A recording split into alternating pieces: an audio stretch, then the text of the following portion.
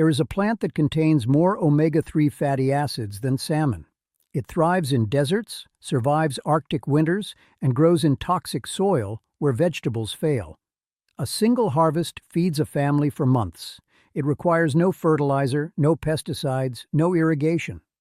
Plant it once, and it returns every year, stronger than before. For centuries, indigenous peoples across 6 continents cultivated it as their primary source of essential fats. Then governments made it illegal. Not because it was dangerous, not because it harmed anyone, but because a plant that grows without control, that spreads without permission, that provides nutrition without cost, threatens every system built on scarcity. This is the story of the seed they tried to erase, the crop that survived prohibition, and the omega-3 powerhouse still growing in the cracks of forgotten places. Before we break this seal, if stories like this matter to you, the simplest way to preserve them is to subscribe and hit the bell. Share this with someone who needs to know what they have kept hidden. The archive opens in the highlands of Central Asia, 3000 BCE. Nomadic tribes moving between mountain valleys discovered a plant with tiny seeds that clung to everything: clothing, animal fur, the wind itself. They called it the traveler's companion. The seeds were smaller than poppy seeds, black or golden brown, and when soaked in water, they formed a gel that quenched thirst for hours. Warriors carried pouches of these seeds on long journeys. 1 tablespoon mixed with water could sustain a runner for a day. The Aztecs called it chia, meaning strength. In the language of the Nahuatl people, chia seeds were worth more than gold. Aztec runners, the legendary messengers who could cover 200 miles in a single day, consumed nothing but chia and water. They ran from the coast to the mountains, through deserts and jungles, carrying messages that held empires together. Historians documented this. A single tablespoon of chia sustained 24 hours of endurance. No other food matched it.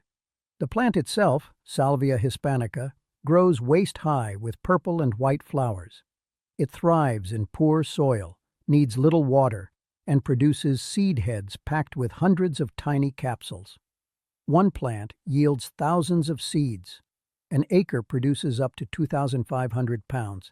The seeds last for years without refrigeration, without spoiling, just waiting. But the power was in the composition. Modern analysis reveals what ancient peoples knew by instinct. 60% of chia seed oil is alpha-linolenic acid, the plant form of omega-3. By weight, chia contains more omega-3 than salmon, more than sardines, more than any commonly consumed fish. 1 ounce of chia delivers 5 grams of omega-3. To match that, you would need to eat 4 ounces of wild Atlantic salmon. The difference?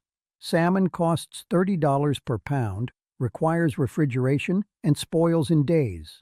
Chia costs $5 per pound, sits on a shelf for 5 years, and grows in your backyard. The Aztec Empire was built on 3 crops: corn, beans, and chia. Warriors received chia as payment. Priests offered it to gods. Farmers paid taxes in chia seeds. It was currency, sustenance, and medicine combined. When Hernán Cortés arrived in 1519 with 500 conquistadors, he faced an empire of 5 million people. He should have been crushed. Instead, he made an alliance with enemies of the Aztecs and watched indigenous armies destroy each other. By 1521, the Aztec capital Tenochtitlan had fallen. The Spanish imposed a new order. Catholic priests identified the crops that held power. Corn could be controlled and taxed. Beans were useful. But chia was sacred. Aztec rituals used chia in offerings to gods the Spanish Church called demons. Priests ordered the fields burned. The Spanish crown banned chia cultivation under penalty of death. Anyone caught growing it faced imprisonment or execution. The reason given was religious: eliminate pagan practices. The real reason was control. Chia required no infrastructure. It grew wild. A farmer could plant it in secret, harvest it in silence, and feed his family without participating in Spanish markets. It enabled independence. The Spanish needed dependence. Over the next 100 years, chia nearly vanished. The fields were replaced with wheat, a crop that required milling, required selling, required systems the Spanish controlled. By 1700, chia survived only in remote mountain villages where Spanish authority could not reach. For 400 years, it stayed hidden. Indigenous communities in Mexico and Guatemala preserved small plots, passing seeds from grandmother to granddaughter. The knowledge stayed oral. The seeds stayed secret. No written records, no markets, no awareness beyond the villages that refused to forget. Then, in 1991, a series of agricultural researchers began the Chia Project in Argentina. They were not looking for chia. They were looking for crops that could grow in degraded soils, in regions where industrial agriculture had failed. Someone remembered stories of an ancient Aztec seed. They found elderly farmers in northern Argentina who still grew small patches. The researchers ran tests. The results shocked modern nutritional science. Omega-3 content exceeded flax. Protein was complete, containing all 9 essential amino acids. Antioxidants were off the scale, more than blueberries. The seeds absorbed 12 times their weight in water, creating a gel that slowed digestion and stabilized blood sugar. Diabetics who ate chia saw glucose levels drop. Athletes who consumed it reported endurance gains that defied explanation. One study published in 2009 took trained runners and replaced 50% of their caloric intake with chia for 12 weeks. Their performance improved, inflammation dropped, recovery time shortened. Another study in 2007 gave postmenopausal women with type 2 diabetes 37 grams of chia daily. After 12 weeks, blood pressure dropped significantly. Inflammation markers fell, blood clotting factors normalized, all from a seed.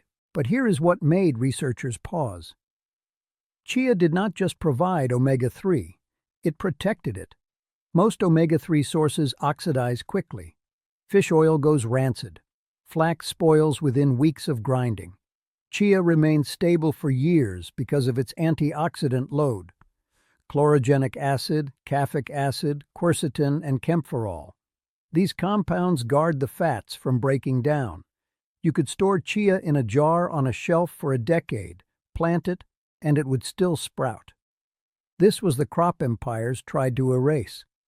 By 2000, chia returned to markets. Health food stores sold it as a superfood. Farmers in Australia, Bolivia, and Peru began commercial cultivation. The plant needed no pesticides. Insects avoided it. Fungal diseases could not touch it. It grew in marginal soils where wheat failed. In regions suffering desertification, chia thrived. Then government started paying attention again. In the European Union, chia was classified as a novel food in 2009. That meant it required approval before being sold. The approval process took years and cost millions. Why? The justification was safety. But chia had been eaten for 5,000 years. Mesoamerican civilizations consumed it daily. There were no records of harm, no toxicity, no danger. The real issue was the same as 1521, control. In the United States, the FDA did not ban chia, but regulations made it difficult. Farmers faced restrictions on labeling, on health claims, on how it could be marketed. You could not say it treats disease, even though studies showed it lowered blood pressure. You could not say it prevents diabetes, even though evidence was overwhelming. The regulations were not protecting consumers, they were protecting industries. The pharmaceutical sector sells fish oil supplements for $20 to $60 per bottle. Omega-3 drugs, prescription versions, cost $300 per month. If people learned they could grow omega-3 in a backyard garden for free, entire markets collapse. The supplement industry in the United States alone generates $50 billion annually. Chia threatens that. Then there is agriculture. Industrial farming depends on seeds you cannot save.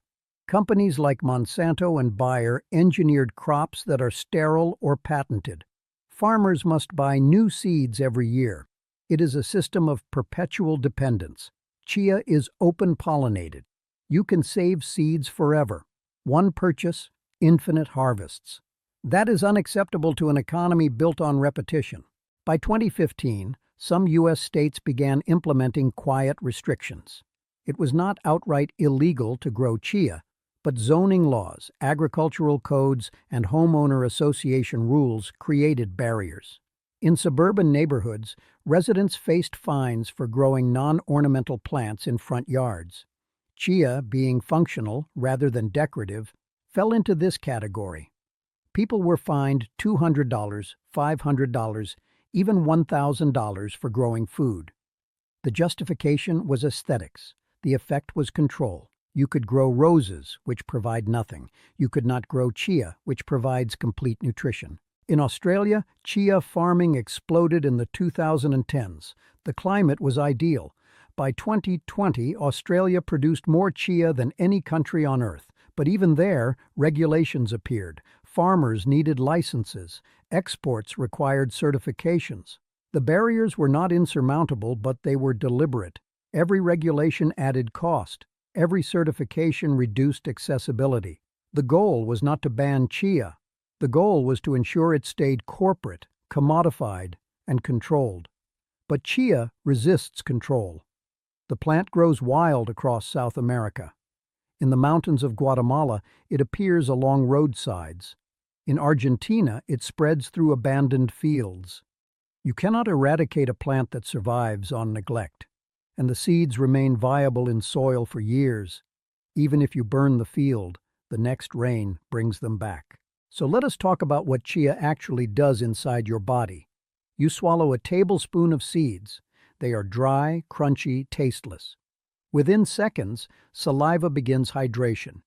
The outer layer, rich in soluble fiber, swells. By the time the seeds reach your stomach, they have formed a gel. This gel slows gastric emptying. Food stays in your stomach longer. You feel full. Blood sugar rises gradually instead of spiking. This is why diabetics who eat chia see A1C levels drop. The omega-3 content, alpha-linolenic acid, converts partially into EPA and DHA, the same forms found in fish. The conversion rate is low, about 5 to 10%, but it is enough. Studies show populations consuming high amounts of plant omega-3 have reduced cardiovascular disease. The Tarahumara people of Mexico, who still eat chia, have almost no heart disease. Their diet is 70% carbohydrates, mostly corn, yet their cardiovascular health surpasses Western populations eating so-called heart-healthy diets. Why? The omega-3 from chia reduces inflammation. Chronic inflammation drives heart disease, diabetes, cancer, and autoimmune disorders. Modern diets are inflammatory: seed oils, processed grains, and sugar. Omega-3 counteracts this. It shifts the body from a pro-inflammatory state to an anti-inflammatory one. In 2014, researchers gave chia to patients with metabolic syndrome. After 12 weeks, waist circumference decreased. Triglycerides dropped. The patients were not dieting. They just added chia. The fiber, the omega-3, the protein, all of it together recalibrated metabolism. Here is the part that makes pharmaceutical companies nervous.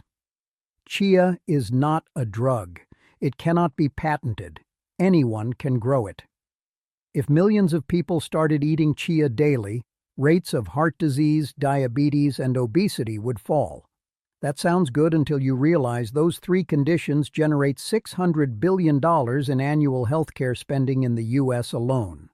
Hospitals, drug companies, medical device manufacturers, they all depend on chronic disease. A population that prevents disease with food does not need statins, insulin, or surgery. This is why chia stays obscure. Not banned, just invisible. You can buy it in stores, but it is marketed as a trendy superfood, not as medicine. It costs $10 for a pound when it should cost $2. It is sold in tiny bags in the health food aisle instead of bulk bins in every grocery store. The system allows it to exist, but ensures it stays niche. Yet chia keeps spreading. Gardeners plant it and discover it reseeds itself. One season becomes 10. Preppers stockpile it because the seeds last decades. Homesteaders grow it because it requires no inputs. Athletes eat it because endurance improves. Diabetics consume it because blood sugar stabilizes. Slowly, the knowledge returns. And with knowledge comes threat. In 2018, a woman in Texas was fined $800 for growing vegetables in her front yard. The city code allowed ornamental gardens but banned edible plants. Her crime was growing food where neighbors could see it. She fought the fine. The story went viral. The city backed down. But the attempt revealed the priority: control the food supply. This happens worldwide. In Canada, a man was threatened with jail time for growing food in his front yard. In the UK, allotment gardens, community plots for growing food, face closure due to development. In every case, the stated reason is regulation, zoning, or aesthetics.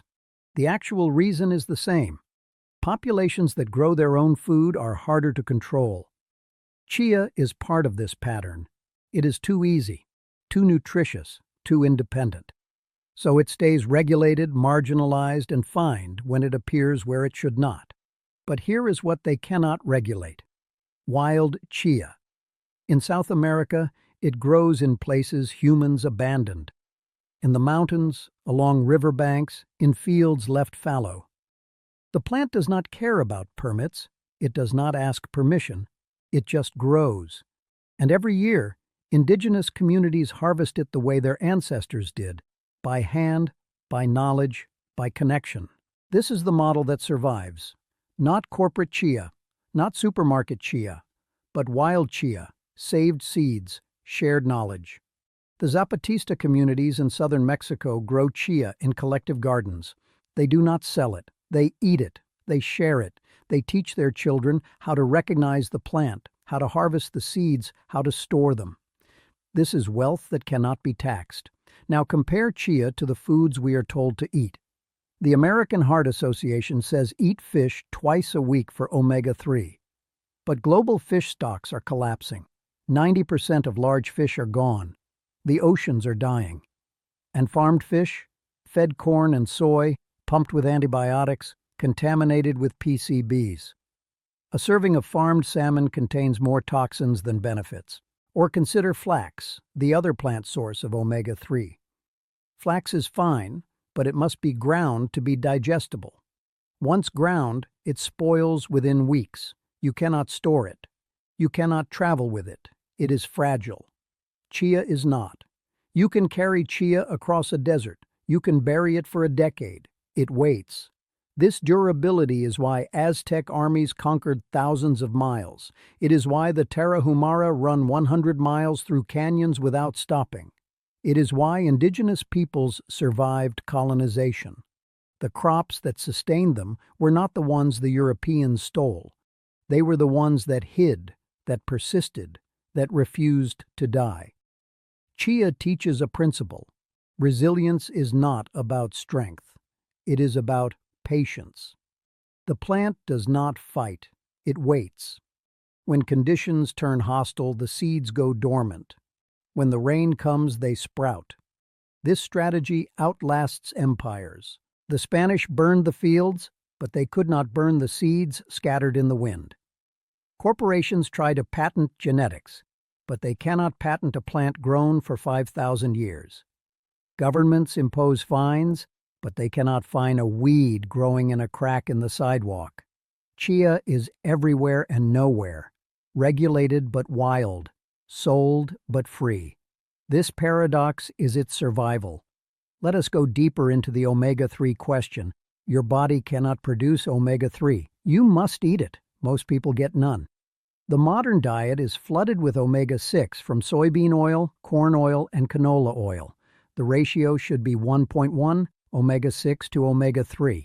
In the average Western diet, it is 20.1. This imbalance drives inflammation. Your immune system stays activated, attacking your own tissues. Arthritis, asthma, eczema, Crohn's disease, all linked to this ratio. Chia corrects it. 1 tablespoon gives you 5 grams of omega-3. That shifts the ratio. Inflammation drops, pain decreases. People report joint pain vanishing after weeks of daily chia. Not because chia is magic, because it provides what the body was screaming for. In 2016, a study tracked women with rheumatoid arthritis. Half received standard treatment, plus 25 grams of chia daily. After 3 months, the chia group reported significantly less pain and better mobility. Inflammatory markers in their blood dropped.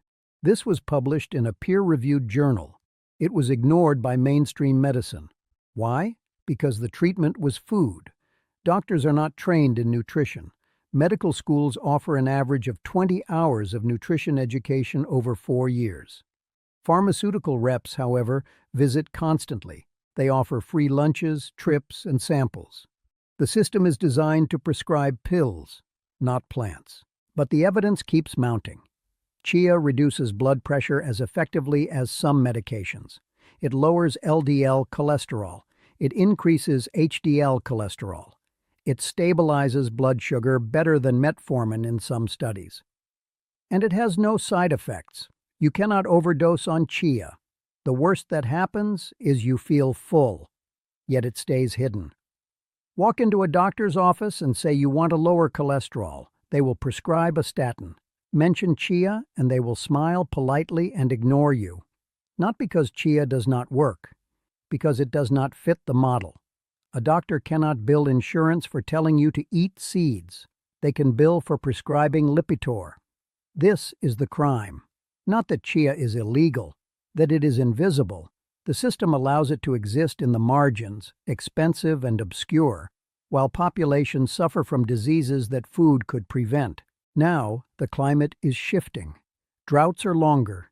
Heat waves are hotter. Industrial crops are failing. Wheat yields are dropping. Corn requires more water than aquifers can provide. The Green Revolution, which fed billions, depended on cheap oil, abundant water, and stable weather. All three are ending. Chia does not care. It grows in drought. It tolerates heat. It thrives in depleted soils. When the Colorado River dries up and California's Central Valley becomes desert, chia will still grow. This is not speculation, it is botany. The plant evolved in the highlands of Central America, where rainfall is unpredictable and soils are thin. It developed deep roots, drought tolerance, and seed dormancy. These traits make it perfect for a destabilizing climate. As industrial agriculture collapses, the crops that survive will be the ones we forgot. Chia is one. Amaranth is another. Mesquite, tepary beans, Jerusalem artichoke. All of them were indigenous staples. All of them were erased or marginalized. All of them are perennial or low-input, high-output crops that do not require corporate supply chains. This is the future if we choose it. Not one future. The future. Because the alternative, clinging to wheat and corn and soy, ends in famine. But choosing it requires breaking laws. Not violent revolution, just quiet disobedience. Plant chia in your yard. Save the seeds, share them, teach your neighbors. Ignore the HOA. Ignore the fines. Grow food. This is happening already. Guerrilla gardeners plant vegetables in abandoned lots. Seed libraries distribute heirloom varieties. Permaculture communities grow food forests. These are not fringe movements.